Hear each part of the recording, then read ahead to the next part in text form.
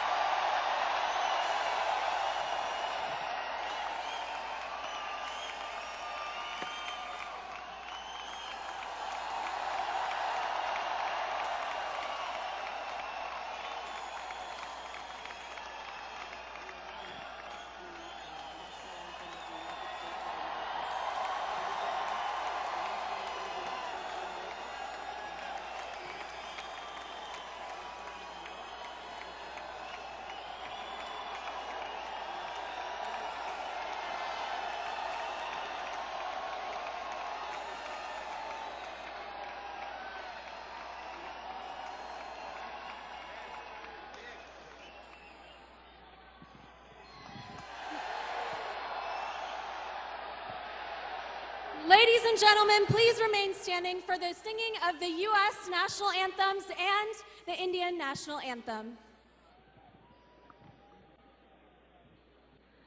Oh, say, can you see by the dawn's early light what so proudly we hailed at the twilight's last gleaming, whose broad stripes and bright stars through the perilous fight, oh, the ramparts we watched were so gallantly streaming, and the rocket's red glare, the bombs bursting in air,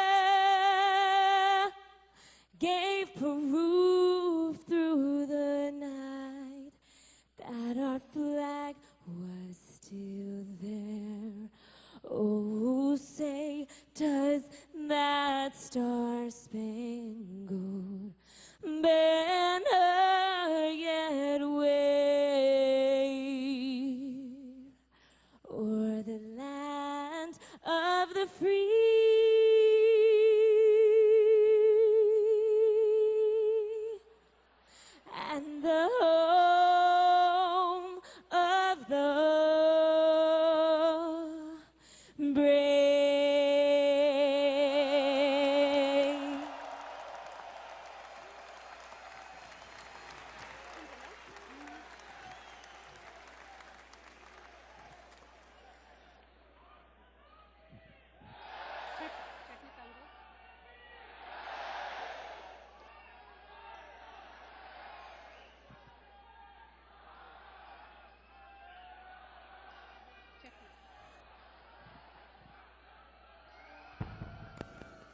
जनगण मन अधिनायक जय हे भारत भाग्य विधाता। पंजाब सिंधु गुजरात मराठा द्राविड़ उत्कल बंगा।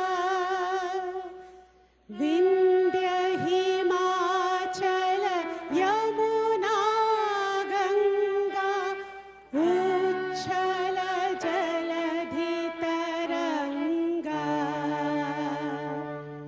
तव शुभ नामे जागे तव शुभ आशीष मागे। गाहे तव जय गाथा जनगण मंगल दायक जय हे भारत भाग्य विधाता। जय हे जय हे जय हे जय जय जय जय हे।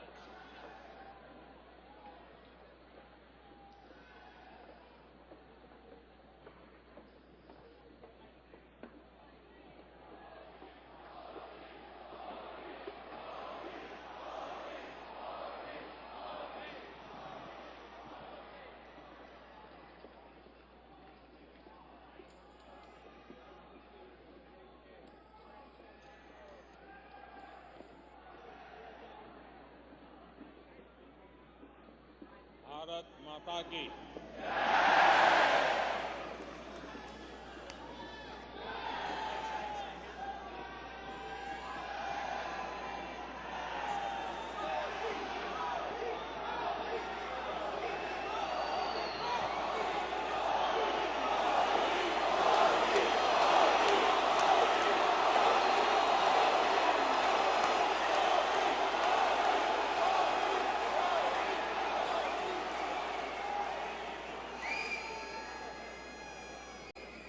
अमेरिका में बसे हुए मेरे प्यारे भाइयों और बहनों,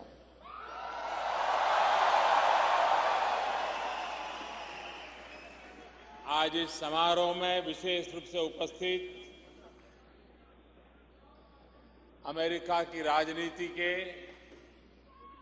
सभी श्रेष्ठ महानुभाव और भारत में भी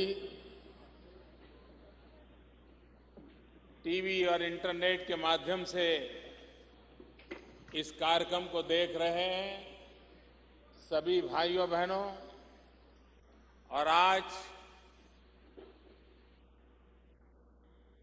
कई लोग इस सभागृह में पहुंच नहीं पाए हैं, वो बाहर खड़े हैं, उनका भी मैं स्मरण करता हूं।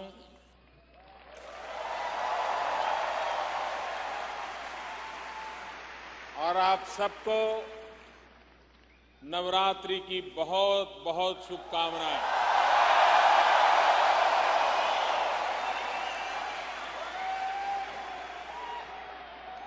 नवरात्रि का पर्व ये शक्ति उपासना का पर्व है।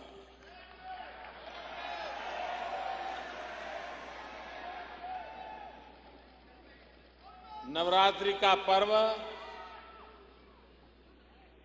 शुद्धिकरण का पर्व है। नवरात्रि का पर्व समर्पण भाव को अधिक तीव्र बनाने का पर्व है। ऐसे पावन पर्व पर मुझे आप सब मिलने का अवसर मिला है।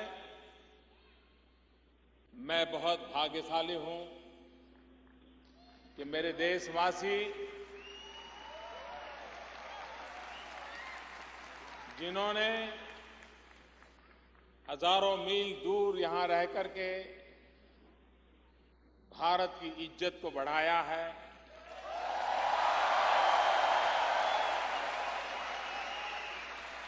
भारत की आन बान शान को बढ़ाया है। वरना एक जमाना था हमारे देश को सांप सपेरों वालों का देश माना जाता था।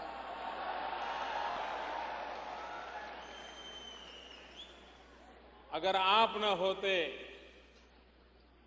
हमारे देश की युवा पीढ़ी न होती,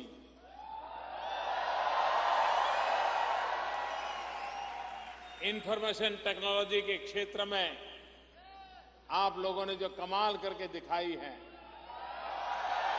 वो ना होता तो आज भी दुनिया शायद हमें सांप सपेरों वालों का ही देश मानती।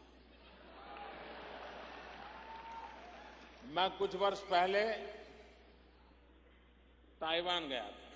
तब तो मैं मुख्यमंत्री नहीं था, प्रधानमंत्री नहीं था, तो एक इंटरप्रेटर मेरे साथ था। कुछ दिन साथ रहने के बाद परिचय हो गया। तो एक दिन मुझे पूछता है कि आपको अगर बुरा न लगे तो मैं आपको एक सवाल पूछना चाहता हूं। मैंने कहा मुझे बुरा नहीं लगेगा, आप पूछिए क्या पूछना चाहते हैं। जो बोले आपको बुरा नहीं लगेगा ना? मैंने कहा नहीं लगेगा, पूछिए। फिर भी वो झिझक रहा था। फिर मुझे कह रहा था कि मैंने सुना है कि भारत में तो काला जादू होता है, ब्लैक मैजिक होता है, सांप सपेरे का देश है,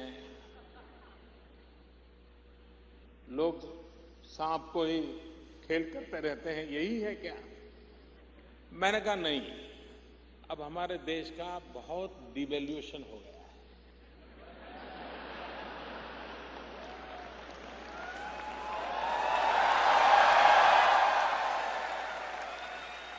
मैंने कहा हमारे पूर्वज तो सांप के साथ खेलते थे, लेकिन हम माउस के साथ खेलते हैं।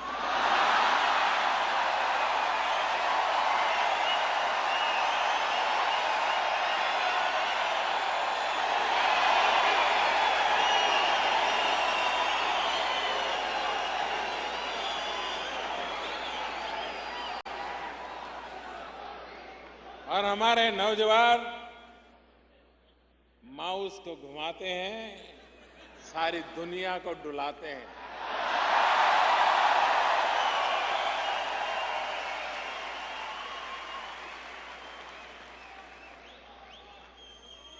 आप सबने अपने व्यवहार के द्वारा, अपने संस्कारों के द्वारा, अपनी क्षमता के द्वारा अमेरिका के अंदर बहुत इज्जत कमाई है।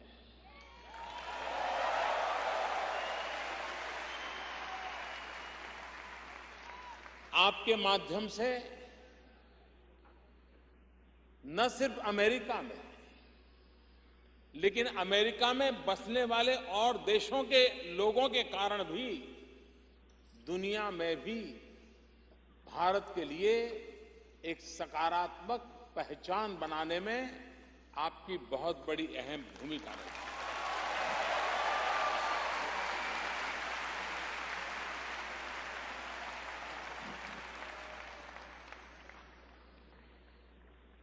भारत में अभी अभी चुनाव हुए। आप में से बहुत लोग होंगे जिनको चुनाव में मतदान करने का सौभाग्य नहीं मिला होगा, लेकिन आप सभी होंगे जिस दिन नतीजे आए होंगे, आप सोए नहीं होंगे।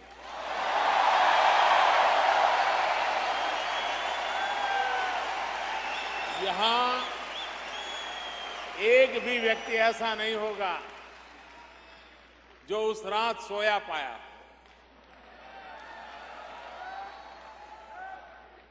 और जितना जश्न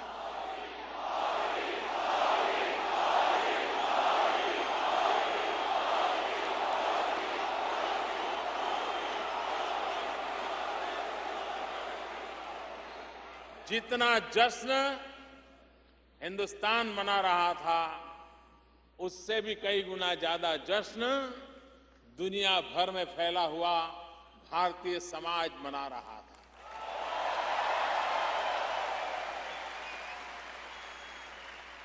आप में से बहुत सारे लोग भारत के चुनाव अभियान के साथ जुड़े थे, वो आए थे, अपना समय दिया था। मैं उनको मिलकर के थैंक्स भी नहीं कह पाया था। आज मैं सबको थैंक्स कहता हूं, रूबरू आकर के कहता हूं कि आप आए, हिंदुस्तान के गांवों में महीनों तक रहे और भारत के लोकतंत्र में एक अभूतपूर्व विजय की घटना, इसे चरितार्थ करने में आपका योगदान रहा।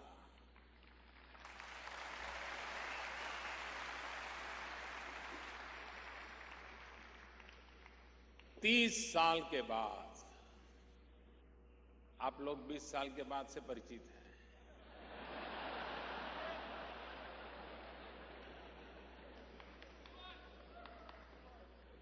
30 साल के बाद पहली बार भारत में पूर्ण बहुमत के साथ सरकार बनी।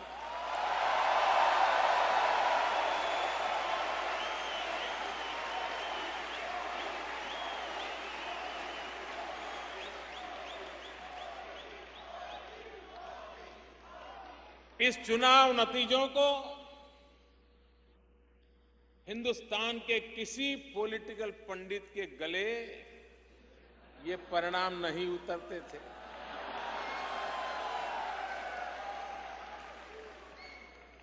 ओपिनियन मेकर्स भी ओपिनियन बनाने में असफल रहे।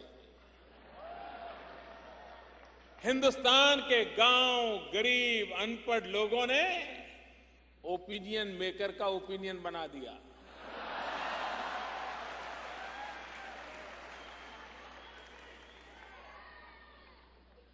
गरीब से गरीब व्यक्ति की भी लोकतंत्र में कितनी निष्ठा है, लोकतंत्र में उसकी कितनी अहमियत है, इसका उदाहरण ये भारत के चुनाव ने बताया है।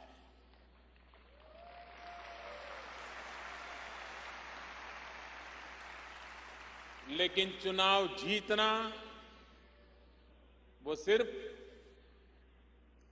पद ग्रहण नहीं होता है।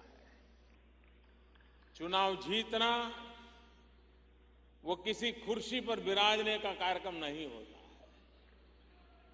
चुनाव जीतना एक जिम्मेवारी होती है।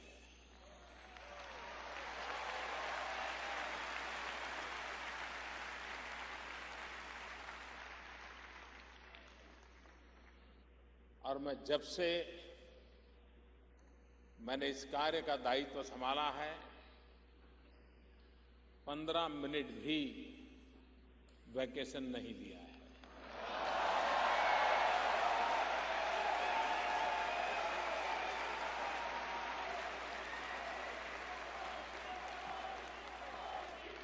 और मैं आपको विश्वास दिलाता हूं, हिंदुस्तान में आपने मुझे जो दायित्व दिया है, देशवासियों ने जो दायित्व दिया है,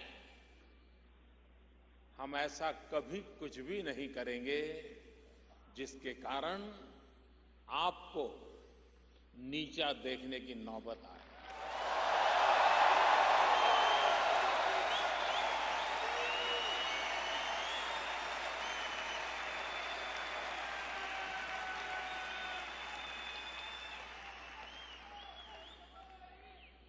हमारे देश में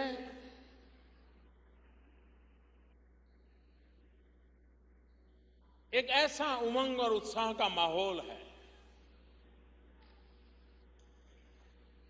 देश के लोग बदलाव चाहते हैं, देश बदलाव चाहता है। विश्व जिस प्रकार से आर्थिक गतिविधियों से आगे बढ़ रहा है, भारत का गरीब से गरीब व्यक्ति भी कहने लगा है कब तक ऐसे जिएंगे। वो बदलाव चाहता है। और मेरे प्यारे देशवासियों, मैं आपको विश्वास दिलाता हूं, भारत की आर्थिक स्थिति को बदलने में, भारत के सामाजिक जीवन में सामर्थ्य देने में, भारत के व्यक्तिगत जीवन में क्वालिटी ऑफ लाइफ के लिए आपने जिस सरकार को चुना है वो कोई कमी नहीं रखेगी।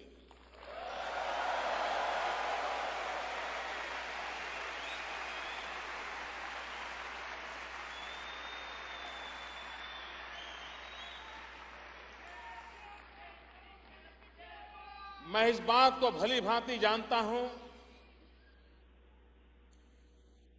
कि यहां बैठे हुए आप सबके मन में भी भारत से बहुत सारी अपेक्षाएं हैं। भारत के नागरिकों के मन में भी भारत के लिए वर्तमान सरकार से अनेक अनेक अपेक्षाएं हैं। लेकिन मैं विश्वास से कह सकता हूं कि ये सरकार अपने कार्यकाल के दरमियान जन सामान्य की आशा आकांक्षाओं को पूर्ण करने में 100% सफल होगी।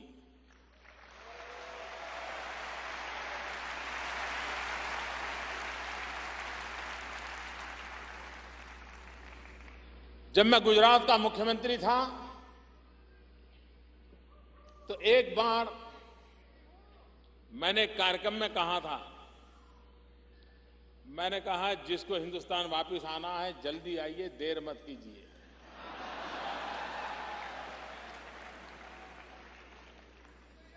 तब मुझे पता नहीं था कि यह दायित्व मेरे जिम्मे आने वाला है।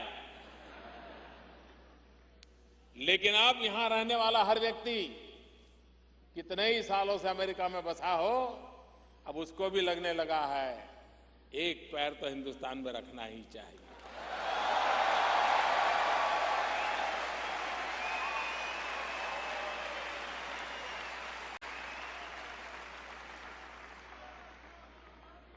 मेरे प्यारे देशवासियों, सारा विश्व इस बात में कन्विंस है कि 21वीं सदी एशिया की सदी है।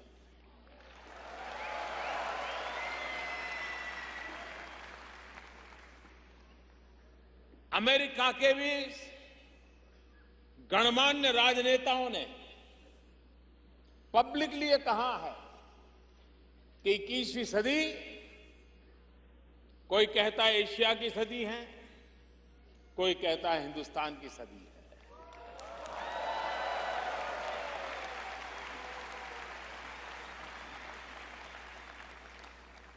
और ये ऐसे ही नहीं कहा जाता। भारत के पास वो सामर्थ्य है, वो संभावनाएं हैं। और अब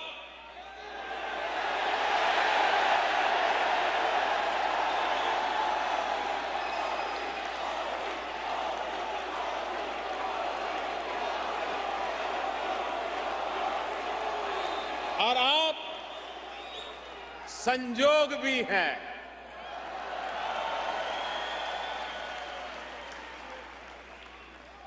और इसलिए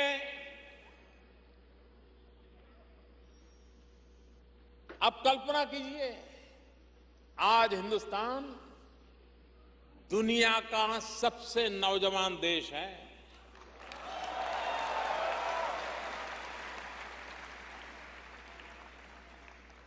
दुनिया की सबसे पुरातन संस्कृति वाला देश और दुनिया का सबसे नौजवान देश,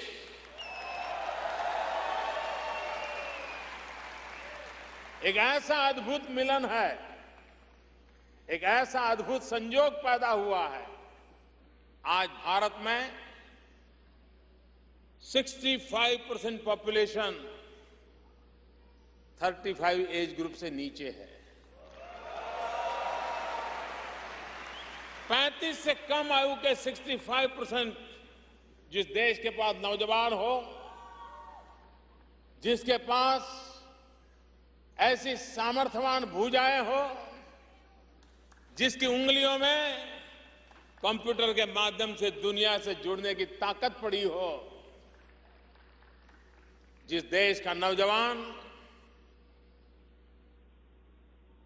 अपने सामर्थ्य से अपना भविष्य बनाने के लिए कृत संकल्प हो, उस देश को पीछे मुड़ करके देखने की आवश्यकता नहीं।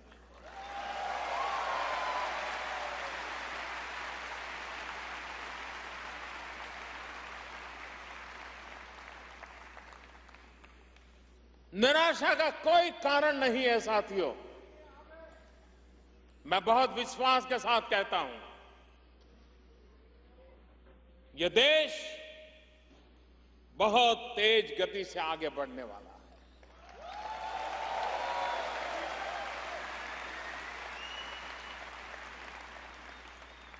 इन नौजवानों के सामर्थ्य से आगे बढ़ने वाला है।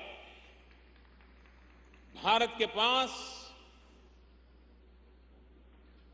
3 ऐसी चीजें हैं आज जो दुनिया के किसी भी देश के पास नहीं है।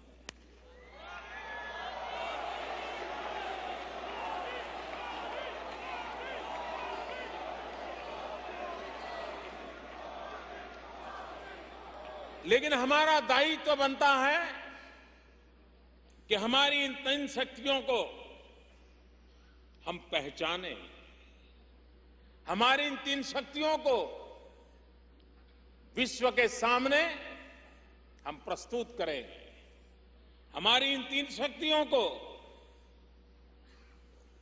एक दूसरे के साथ जोड़ करके मोबिलाइज करें, तीव्र गति से आगे बढ़े। वो 3 चीजें हैं। जब 125 करोड़ देशवासियों ने आशीर्वाद दे दिया तो वो ईश्वर का ही आशीर्वाद होता है।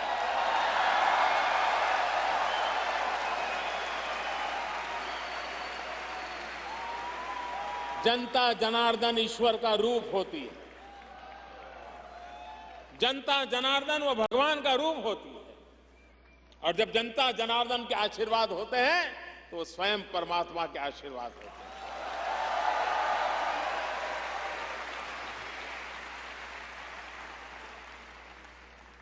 वो 3 चीजें जिसके लिए भारत गर्व कर सकता है और जिसके आधार पर भारत आगे बढ़ सकता है। एक, डेमोक्रेसी, लोकतंत्र। ये हमारी सबसे बड़ी ताकत है, सबसे बड़ी पूंजी है। मैं देख रहा था जब चुनाव अभियान, मई महीने की भयंकर गर्मी, बदन पे कपड़े न हो ऐसा गरीब व्यक्ति भी उन जनसभाओं को सुनने के लिए पहुंचता था, उस आशा के साथ पहुंचता था। यही लोकतंत्र है जिस लोकतंत्र के माध्यम से वो अपनी आशा आकांक्षाओं को पूर्ण कर पाएगा।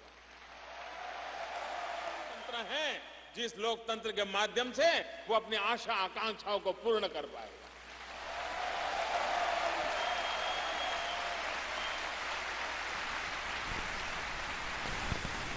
भारत में लोकतंत्र सिर्फ व्यवस्था नहीं है।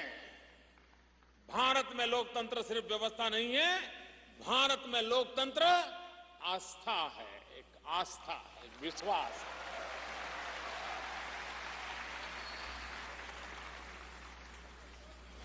दूसरी ताकत है डेमोग्राफिक डिविडेंड। जिस देश के पास 35 से कम उम्र के 65% नौजवान हो, इससे बड़ा उद्देश्य को क्या चाहिए? इससे बड़ी क्या संपदा हो सकती है? और तीसरी बात, डिमांड। पूरा विश्व भारत की तरफ नजर कर रहा है। बाजार है, बहुत ज्यादा डिमांड है।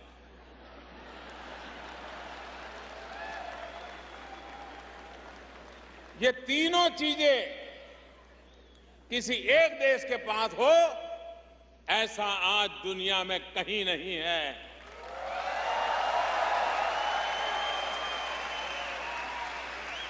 और इसी सामर्थ्य के आधार पर,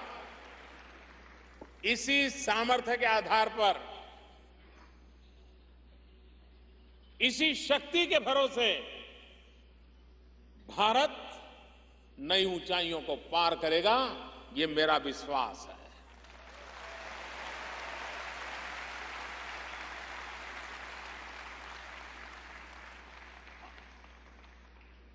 अमेरिका दुनिया का सबसे पुराना लोकतंत्र है।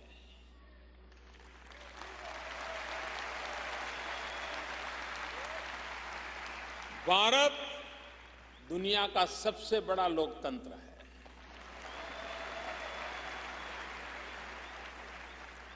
सारी दुनिया के लोग अमेरिका में आकर के बसे हैं।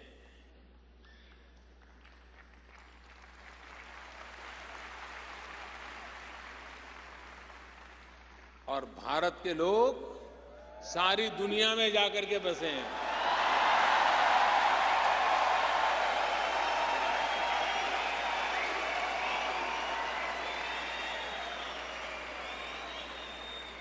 दुनिया का कोई कोना नहीं होगा जहां आपको भारतीय न मिले। अमेरिका का कोई शहर ऐसा नहीं है जहां दुनिया का कोई नागरिक न मिले। कितनी मिली जुली बातें हैं। और इसलिए भाइयों बहनों, भारत आने वाले दिनों में, मेरा स्पष्ट मत रहा है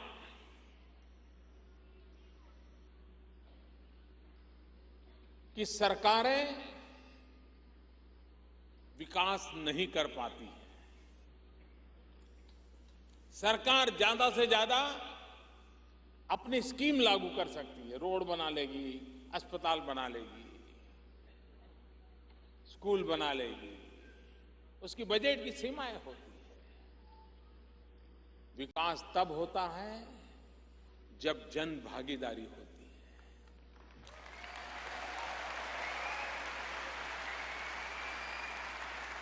दुर्भाग्य से अब तक हमारे देश में सरकारों ने डेवलपमेंट का ठेका लिया था। हमने डेवलपमेंट की जिम्मेवारी मिलजुल करके 125 करोड़ देशवासी और सरकार मिलकर के करेंगे, ये रास्ता हमने अपनाया।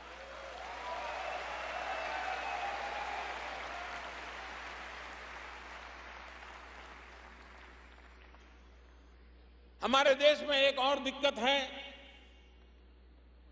और अगर देश को प्रगति करनी है तो सरकार का दायित्व बनता है गुड गवर्नेंस। आप लोग भी, आपकी क्या शिकायत होती होगी? यही है, साहब एयरपोर्ट पर उतरे थे, ऐसा हुआ।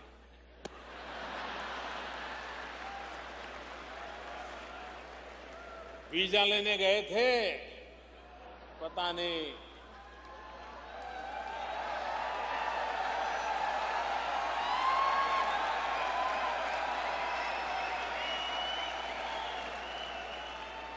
भले ही मैं हजारों मील दूर रहता हूं आपसे, लेकिन आपके दर्द को भी भली भांति जानता हूं।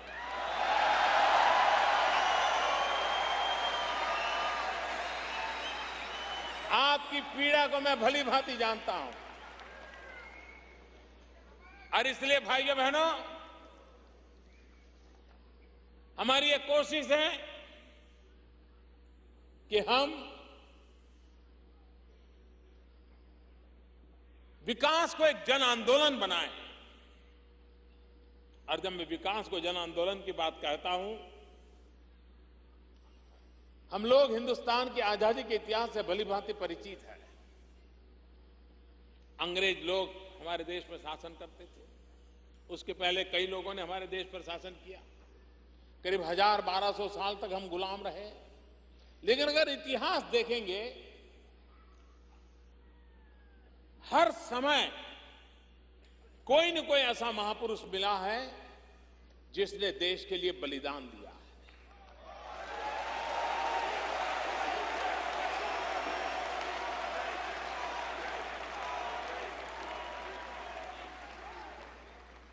आप सिख परंपरा के सभी गुरुओं के नाम लो, एक के बाद एक देश के लिए कितना बलिदान,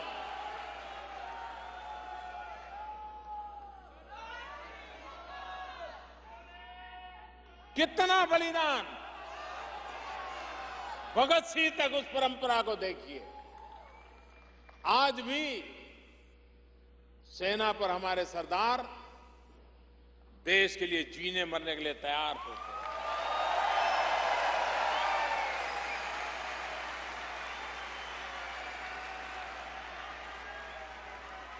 हर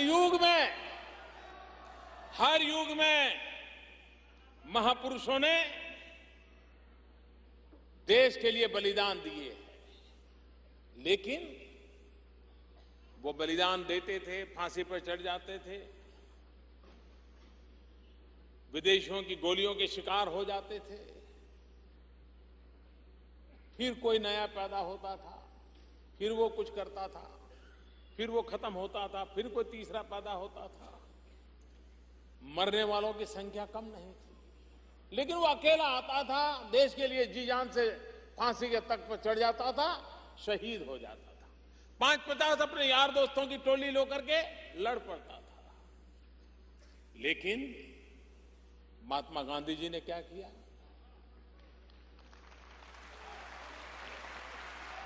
महात्मा गांधी जी ने आजादी को जन आंदोलन बना दिया। कोई खादी पहनता है तो आजादी के लिए पहनता है, कोई किसी बच्चे को पढ़ाता है तो आजादी के लिए पढ़ाता है, कोई किसी भूखे को खाना खिलाता है तो आजादी के लिए खिलाता है, कोई सफाई करता है, झाड़ू लगाता है तो आजादी। उन्होंने हर व्यक्ति को उसकी क्षमता के अनुसार ये दिशा दी, ये सामर्थ्य दिया, और हर हिंदुस्तानी को लगने लगा कि मैं भी आजादी की लड़ाई लड़ रहा हूं। ये महात्मा गांधी का सबसे बड़ा कंट्रीब्यूशन था। आजादी के जंग में पूरे हिंदुस्तान को, हर नागरिक को अपने काम के माध्यम से ही ये मैं देश के लिए करता हूं, ये भाव जगा करके आजादी के आंदोलन को एक नई ताकत दी थी। भाइयों बहनों, जिस प्रकार से आजादी का आंदोलन एक जन आंदोलन था, वैसे ही विकास ये जन आंदोलन बनना जरूरी है। हिंदुस्तान के 125 करोड़ देशवासियों को लगना चाहिए कि मैं बच्चों को अच्छी तरह शिक्षा देता हूं, मैं भले शिक्षक हूं, मैं देश की सेवा कर रहा हूं, मैं प्रधानमंत्री से भी अच्छा काम कर रहा हूं।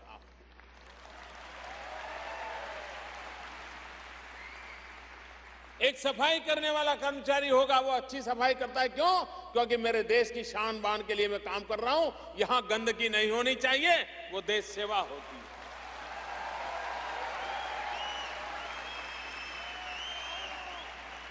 एक डॉक्टर भी गरीब परिवार के मरीज की सेवा करेगा और सेवा भाव से करेगा। गरीब की जिंदगी भी मूल्यवान होती है, तो वो डॉक्टर भी राष्ट्रभक्ति के लिए काम करता है। मेरी कोशिश यह है कि विकास एक जन आंदोलन बने। 125 करोड़ देशवासी एक विकास के जन आंदोलन का हिस्सा बने और हर कोई जो भी करता है मैं देश के लिए करता हूं, मैं ऐसा कोई काम नहीं करूंगा जिसके कारण मेरा देश को नुकसान हो, ये भाव मुझे जगाना है।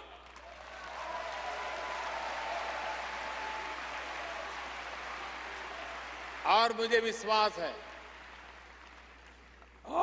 विश्वास है कि फिर एक बार वो दिन आए हैं, फिर एक बार वो माहौल बना है। हर कोने में हिंदुस्तानी को लगता है कि अब देश को आगे ले जाना है। और इसी 125 करोड़ देशवासियों की इच्छा शक्ति, यही मेरा संबल है, यही मेरी ताकत है, इसी पर मेरा भरोसा है, जिसके कारण 21वीं सदी का नेतृत्व हिंदुस्तान करने की पूरी संभावना है।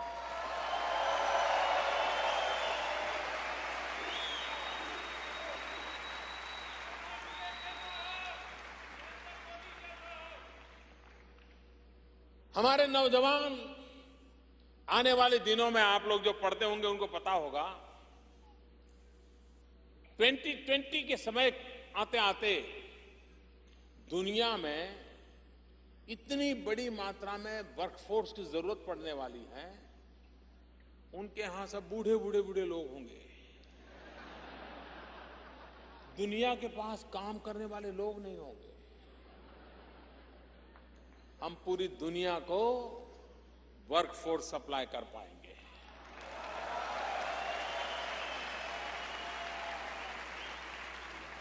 आज पूरे विश्व को नर्सिंग क्षेत्र में इतनी मांग है, अगर भारत से हम नर्सिंग की ट्रेनिंग करके दुनिया में भेजें, उनके लिए बहुत बड़ा अवकाश है। आज विश्व को टीचर्स की मांग है। मैथ्स और साइंस के टीचर नहीं मिल रहे।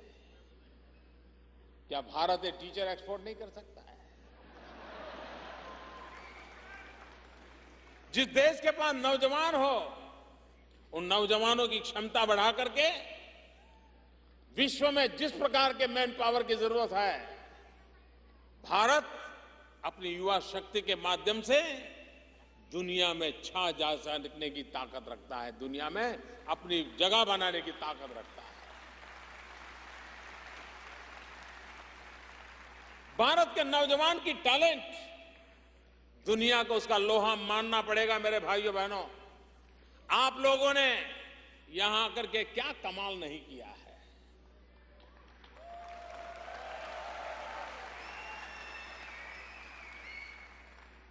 आखिरकार जो अनाज खा करके आप आए हैं, जो अनाज पानी पी करके आप आए हैं, वही तो अनाज पानी हम भी तो खा रहे हैं। अगर आप कर सकते तो हम क्यों नहीं कर सकते? हम भी कर सकते हैं। टैलेंट देखिए देश की। आपको अहमदाबाद में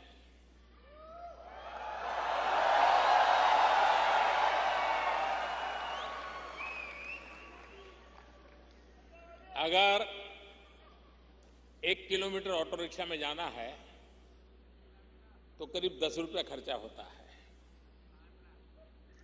1 किलोमीटर ऑटो रिक्शा में जाना है तो 10 रुपया खर्चा लगता है। भारत की टैलेंट की कमाल देखिए। 650 million kilometre, 65 crore kilometre Mars की यात्रा की हमने।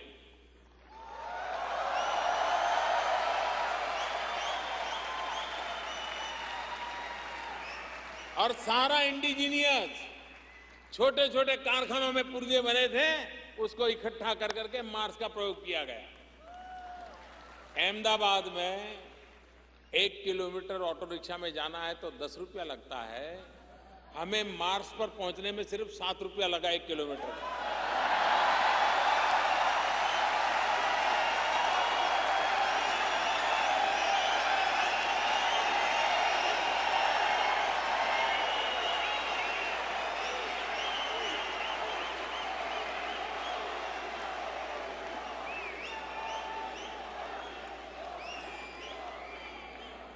7 रुपये में 1 किलोमीटर, ये हमारी टैलेंट नहीं है तो क्या है? ये हमारे नौजवानों का सामर्थ्य नहीं है तो क्या है? इतना ही नहीं, दुनिया में हिंदुस्तान पहला देश है जो पहले ही प्रयास में मार्स पर पहुंचने में सफल हुआ।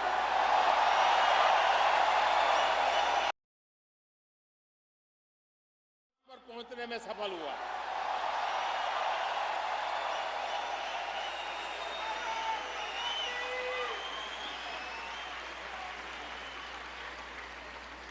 और अमेरिका और भारत नीचे ही बात कर रहे हैं, ऐसा नहीं है, मार्स में भी बात कर रहे हैं। 22 तारीख को अमेरिका पहुंचा, 24 को हम पहुंच गए। और इतना ही नहीं,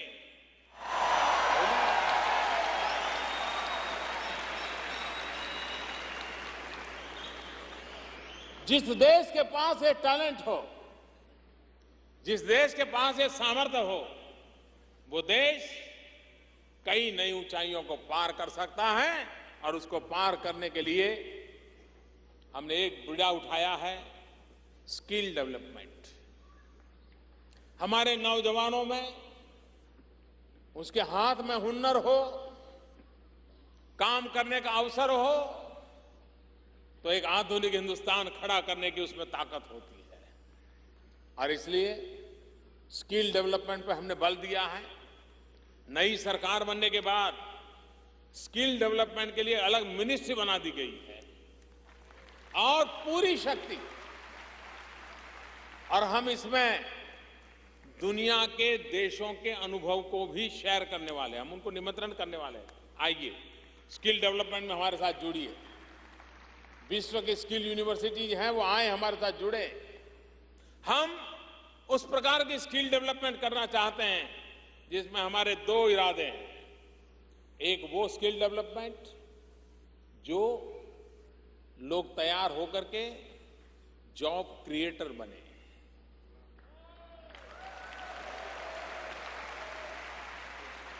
दूसरा वो जिनकी जॉब क्रिएटर बनने की संभावना नहीं है, लेकिन जो जॉब पाने के लिए पहली पसंद में पसंद हो जाए, उस प्रकार का वो नौजवान तैयार है।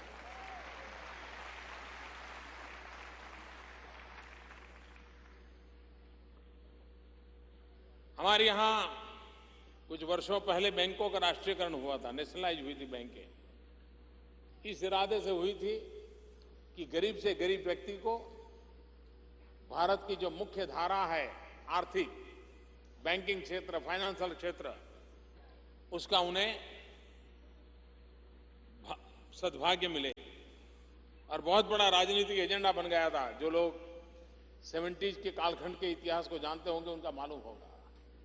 लेकिन हुआ क्या, इतनी सारी बैंकिंग होने के बाद भी भारत में 50% से अधिक परिवार ऐसे हैं जिनका बेचारों का बैंक में खाता ही नहीं है। और उसके कारण वो साहूकार के पास ब्याज लेता, उससे पैसे लेता है। गरीब आदमी को साहूकार कैसे लूटता है आपको मालूम है। मेरे बोहरा समाज के मित्र यहां बैठे हैं, उनको पूरा पता है। मेरे बोहरा समाज के मित्र यहां बैठे हैं, उनको पूरा पता है।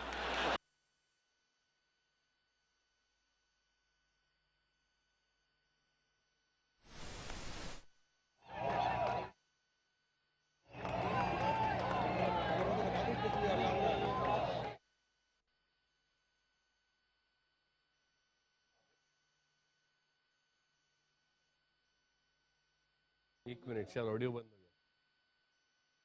क्या सरकारी खजाना गरीबों की भलाई के लिए नहीं उपयोग होना चाहिए? आते ही प्रधानमंत्री जन धन योजना को लॉन्च किया।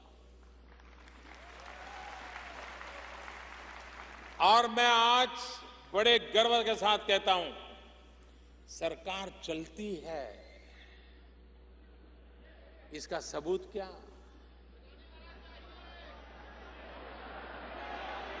सिर्फ दो सप्ताह के भीतर 4 करोड़ परिवारों के खाते खोलने में ये बैंक वाले घर घर गए थे।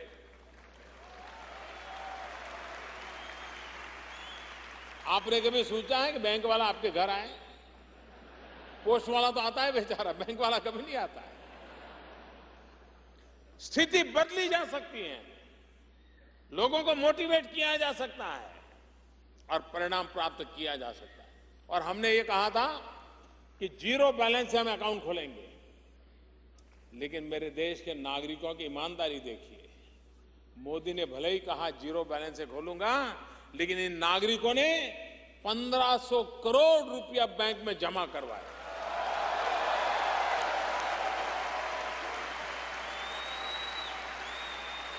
मुद्दा यह बात का है कि गरीब से गरीब व्यक्ति भी देश में विकास में अपनी भागीदारी को किस प्रकार से करता है, इसका ये जीता जागता उदाहरण है। यही चीजें हैं जो बदलाव लाती है। हम सब, भारत के पास बहुत संभावना है। मैंने अभी एक कार्यक्रम लॉन्च किया है और पूरे विश्व को निमंत्रण देता हूं। मैं यहां बैठे हुए आपको भी निमंत्रण देता हूं, और मेरा निमंत्रण इस बात के लिए है, मेक इन इंडिया।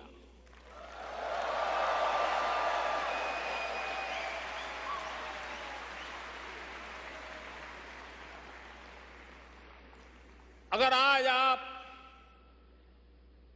आपको ह्यूमन रिसोर्स चाहिए, आपको इफेक्टिव गवर्नेंस चाहिए, अगर आपको लो कॉस्ट प्रोडक्शन चाहिए, तो भारत से बड़ी कोई अवसर की जगह नहीं हो सकती भाइयों।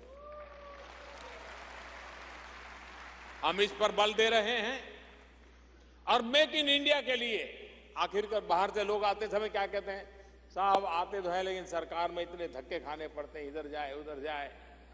अब मैं आपको कहता हूं, वो दिन चले गए।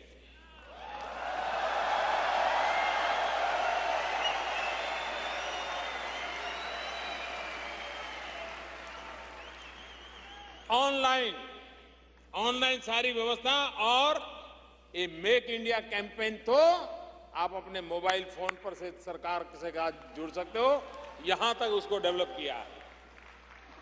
आप अपना एप्लीकेशन, अपनी बातें, अपनी रिक्वायरमेंट मोबाइल फोन के जरिए भारत सरकार को दे सकते हैं।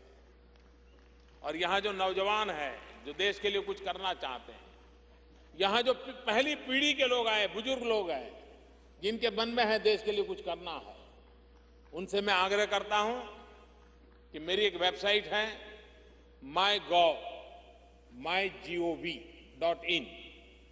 उसमें मैंने आपके सुझावों के लिए, आप कुछ जुड़ना चाहते तो उसके लिए बहुत अच्छी व्यवस्था रखी है।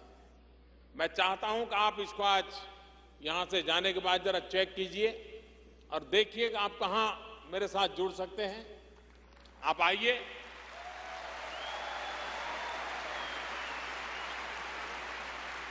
भारत का भाग्य बदलने के लिए हम सबकी इच्छा है, आप उसके साथ जुड़िए।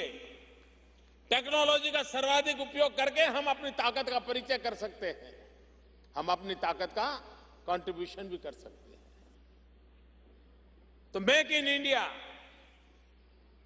ईज ऑफ बिजनेस, हमारे यहां पहले जो सरकारें थी वो इस बात का गर्व करती थी कि हमने ये कानून बनाया, हमने वो कानून बनाया, हमने ठीकना कानून बनाया, हमने फलाना कानून बनाया।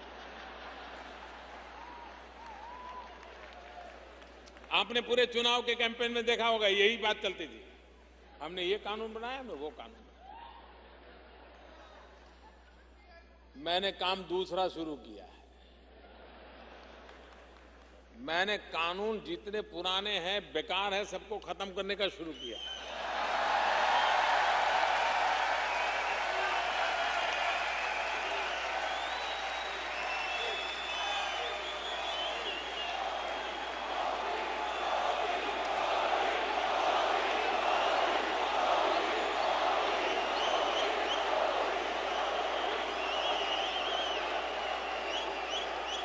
इतने आउटडेटेड कानून, ऐसी कानूनों की जाल कोई भी व्यक्ति बेचारा अंदर से एक बार गया तो बाहर नहीं निकल सकता है।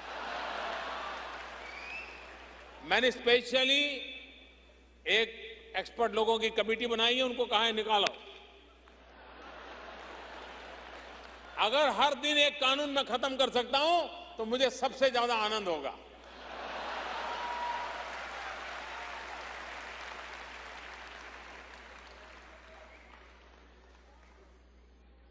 अगर गुड गवर्नेंस की मैं बात करता हूं तो गवर्नेंस इजी हो, गवर्नेंस इफेक्टिव हो और गवर्नेंस जन सामान्य की आशा आकांक्षाओं की पूर्ति के लिए होना चाहिए, उस पर हम बल दे रहे हैं। आपने अखबारों में पढ़ा होगा,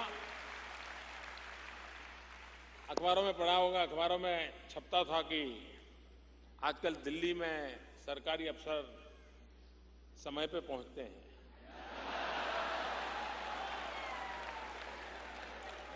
अब मुझे बताइए भैया, ये कोई न्यूज है क्या?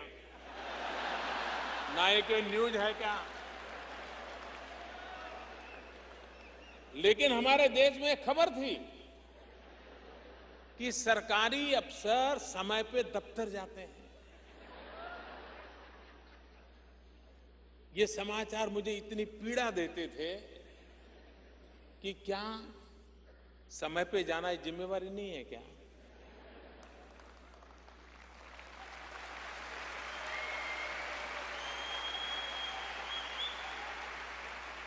ये कोई खबर होती है क्या? लेकिन हालात ऐसे बने हुए थे। इन दिनों मैंने एक अभियान चलाया है, सफाई का अभियान। मैं जानता हूं आपको सबको ये प्रिय होगा।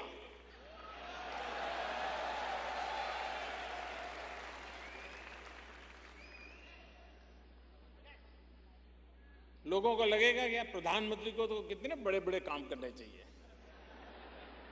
ये काम ये कोई प्रधानमंत्री को करने वाले काम है? भाइयों, मैं नहीं जानता हूं करने वाले है या नहीं है, लेकिन मैंने तय किया है मैं टॉयलेट बनाने का काम करूंगा।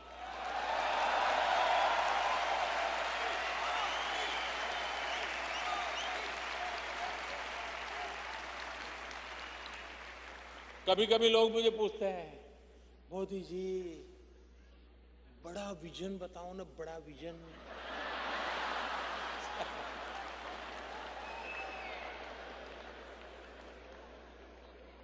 मैंने उनको कहा, भाई देखिए, मैं चाय बेचते बेचते यहां आया हूं।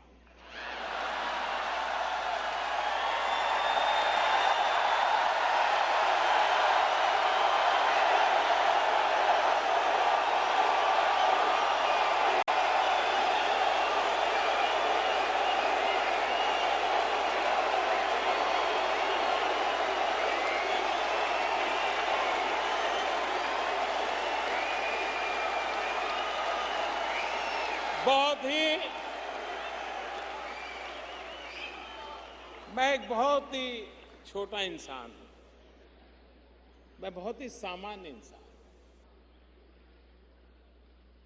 मेरा बचपन भी ऐसा ही बीता है और छोटा हूं, इसलिए मेरा मन भी छोटे छोटे काम करने में लगता है।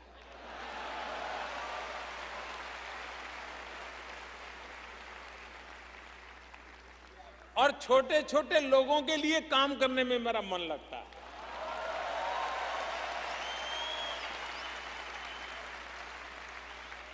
लेकिन छोटा हूं, इसलिए छोटे छोटे लोगों के लिए बड़े बड़े काम करने का इरादा रखा है।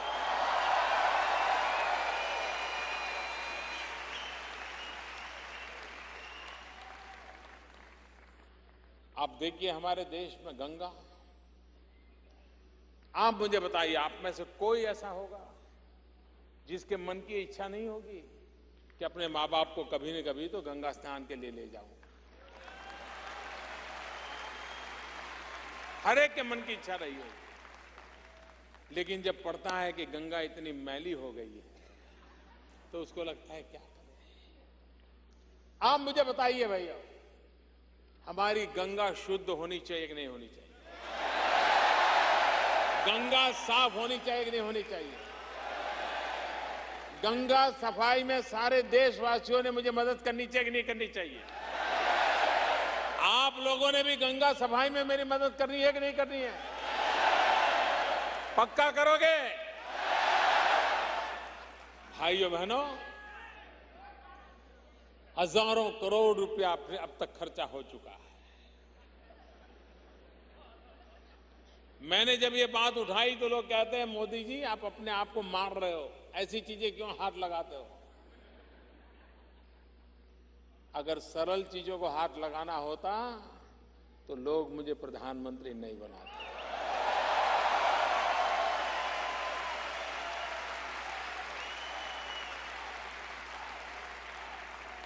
मुश्किल कामों को हाथ लगाने के लिए तो मुझे बनाया है। और मेरी 125 करोड़ देशवासियों की गंगा के प्रति जो आस्था है, उस आस्था में मेरी भी आस्था है।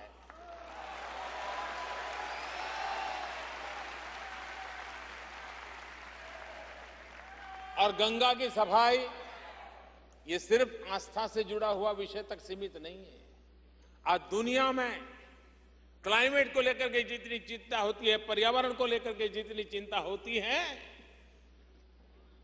उस दृष्टि से भी गंगा की सफाई आवश्यक है।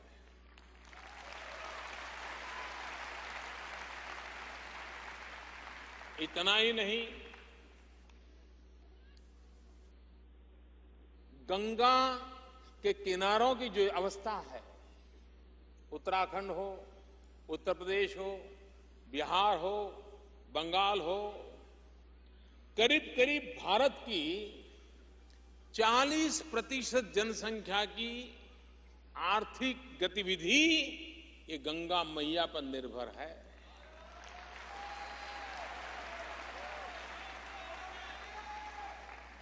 अगर वो गंगा फिर से प्राणवान बनती है, वो गंगा सामर्थ्यवान बनती है, तो मेरे सारे 40% जनसंख्या वहां का किसान होगा, वहां का कारीगर होगा, उनके जिंदगी में बदलाव आएगा। और इसलिए एक प्रकार से एक बहुत बड़ा इकोनॉमिक एजेंडा भी है ये।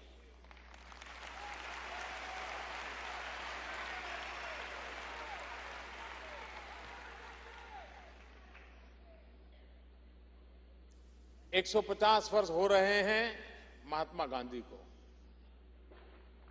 2019 में महात्मा गांधी की 150वीं जयंती आ रही है।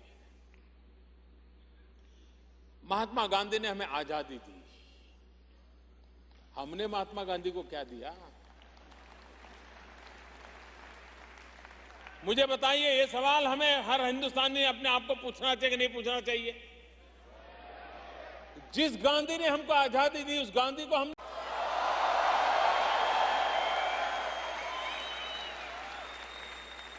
और महात्मा गांधी के भारत वापिस आने को शताब्दी हो रही है।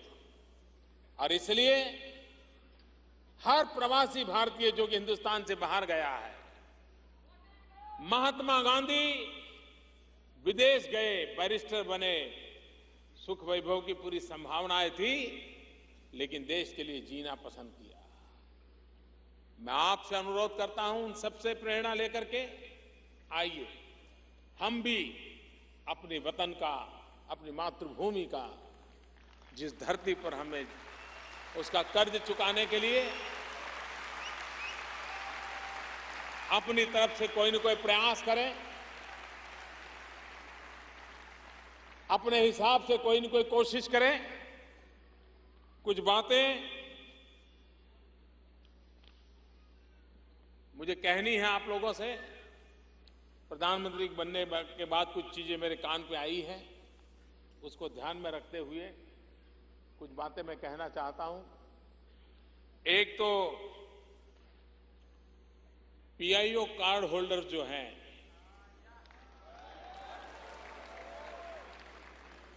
उनकी वीजा की कई समस्याएं हैं।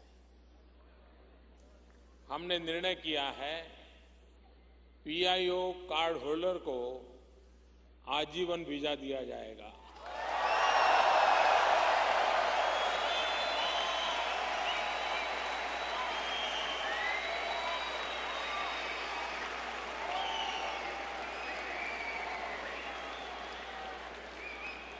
खुश?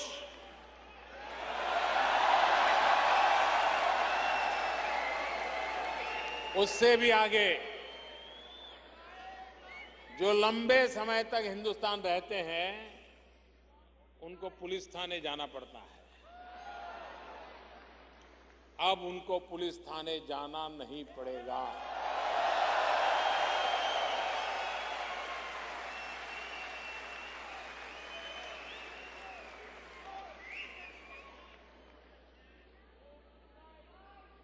उसी प्रकार से मुझे बताया गया कि पीआईओ तथा ओसीआई स्कीमों के प्रावधानों में फर्क होने के कारण भारतीय मूल के लोगों को कठिनाइयों का सामना करना पड़ता है। विशेषकर स्पाउस के भारतीय मूल का न होने पर कठिनाई और बढ़ जाती है। किसी ने यहां शादी कर ली, बेचारा मुसीबत में फंस जाता है।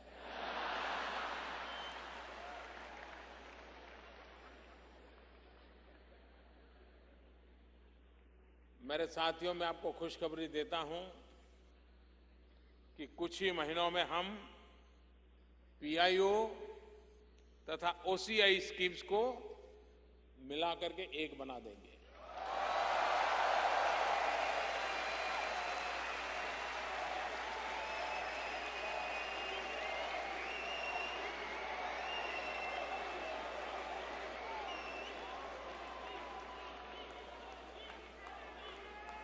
और एक नई स्कीम जो कठिनाइयां हैं उसे मुक्त करके एक नई स्कीम आने वाले कुछ ही महीनों में उसको हम तैयार कर देंगे। तीसरी बात है,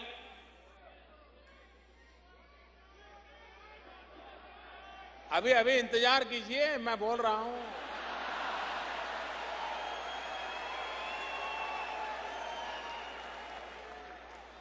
अमेरिका में हमारे दूतावास और कॉन्सुलेट भारत में पर्यटन की इच्छा से आने वाले यूएस नेशनल्स के लिए लॉन्ग टर्म वीजा प्रदान करेंगे।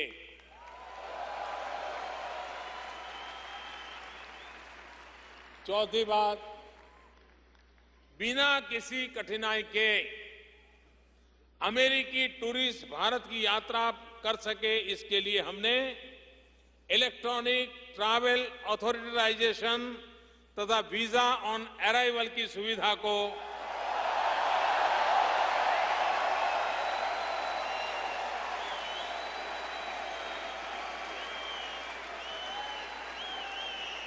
बहुत ही निकट भविष्य में इसको भी लागू कर देंगे।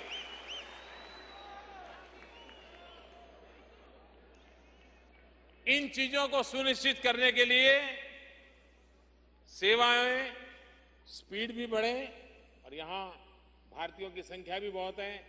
अब धन की इतनी मात्रा है कि हर छोटे मोटे काम में लोग आते जाते रहते हैं, और जो आउटसोर्सिंग सर्विस है वो कम पड़ जाती है। और इसलिए हमने कहा है कि आउटसोर्सिंग जो सर्विसेज हैं उसका दायरा बढ़ाया जाएगा, ताकि आपको ज्यादा समय न जाए, ज्यादा कठिनाइयां न हो और सरलता से आपको वीजा प्राप्त हो। ये साफ साफ हमने कहा है, और मुझे विश्वास है कि आपकी जो कठिनाइयां मेरे ध्यान में आई थी, मैंने यहां आने से पहले ही इस विषय में विस्तार से निर्णय करके इन चीजों को पूरा किया है। आप इतनी बड़ी मात्रा में आए, नवरात्रि के पवित्र त्योहार पर आए, और मैं भी बोलता ही चला जा रहा हूं घड़ी की ओर।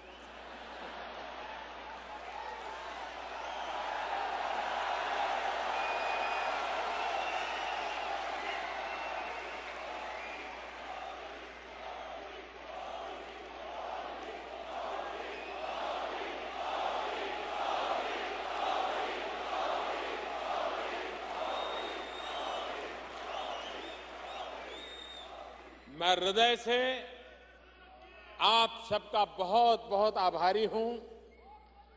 आपने मुझे बहुत प्यार दिया है। शायद मैं पिछले 15 साल से देख रहा हूं, शायद इतना प्यार हिंदुस्तान के किसी राजनेता को नहीं मिला।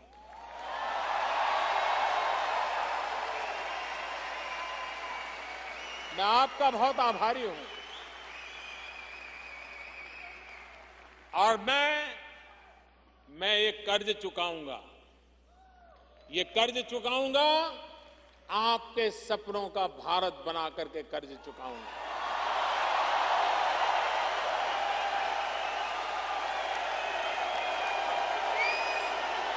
हम मिलकर के भारत मां की सेवा करें।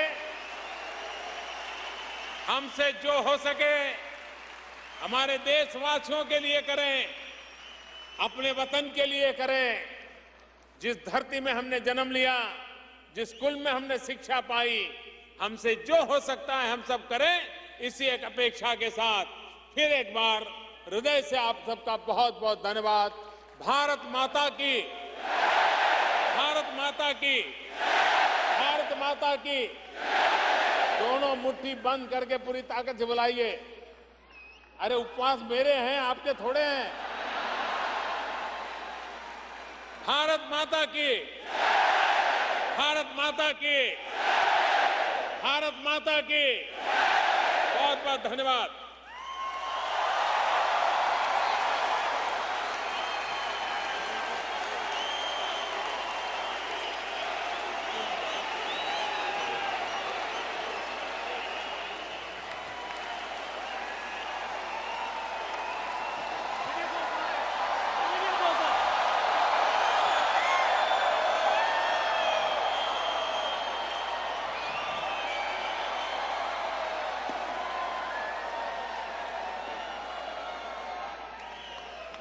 Ladies and gentlemen, we'd like to request everyone to please stand still as our Honorable Prime Minister would like to request you to watch this video clip.